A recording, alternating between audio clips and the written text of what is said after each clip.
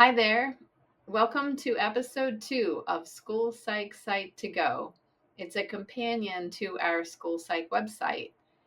These videos will offer research and practice ideas for school psychologists. In episode 2, I'm going to share some research from this book by Shapiro and Clemens. This book was published in 2023 after Dr. Edward Shapiro passed away. And one of his accomplished students, Dr. Nathan Clemens, completed the project, and it is full of useful information for school psychologists. In this episode, I'm going to share the research comparing repeated reading with another you may or may not have heard of called wide reading.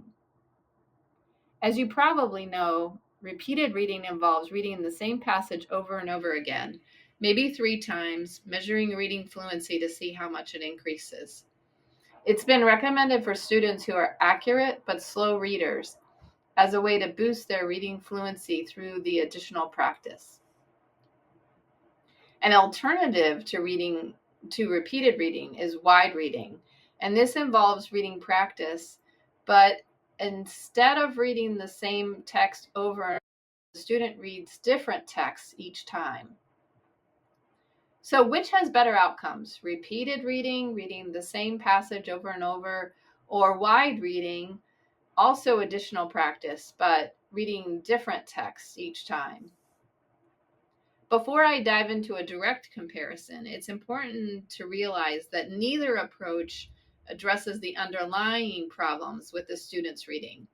The student might be making errors and may need additional instruction that directly targets the kind of errors they make when reading. But both repeated reading and wide reading are important because they both provide additional practice, an increased amount of time reading aloud to someone who is a more skilled reader. After that, this is where we can see the differences.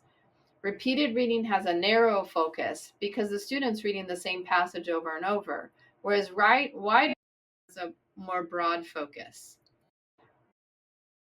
Students who practice wide reading actually increase their prosody or their expressiveness when they read, whereas students who do repeated reading actually decrease their expressiveness. That's not a surprise. I can imagine myself, if I was reading the same thing over and over, I might get, my expressiveness might go down. So repeated reading may unintentionally give the message that reading skill is all about speed, when we know fluency is really important, but there's more to reading than that. So when you're recommending a strategy for additional reading practice, wide reading is definitely the way to go. For more resources, check out our companion site that's shown here.